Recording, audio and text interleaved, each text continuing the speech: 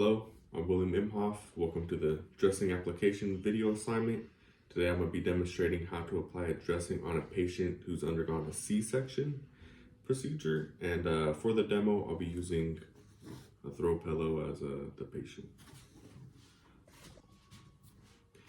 Before we begin, we're going to need a few supplies for the dressing application. Just some household items, which are going to be the equipment is sponges, glue, I got napkins as well. So before we start the dressing, we gotta first clean the patient's site of the incision. So about right here, and then we're gonna be using a wet laparotomy sponge that was soaked in sterile water to gently clean the area and remove any excess blood and residual debris that would be around it. We want to do that gently. So now let's start with the actual dressing. We would start with a non-adhering dressing, like a adeptic one, over the C-section incision. And this type of dressing prevents adherence to the wound, so it won't stick. And then it minimizes the pain and starts promoting the healing process.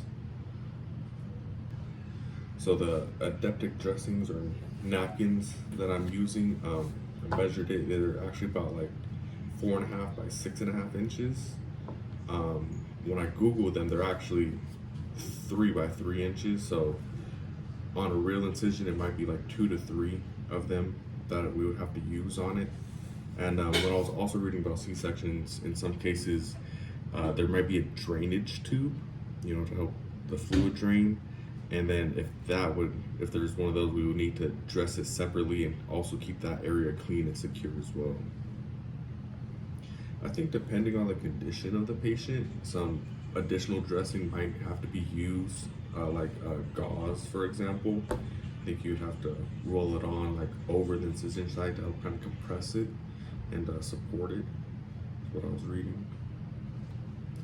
And now that it's in place, I'm just gonna secure it with some Scotch tape real quick.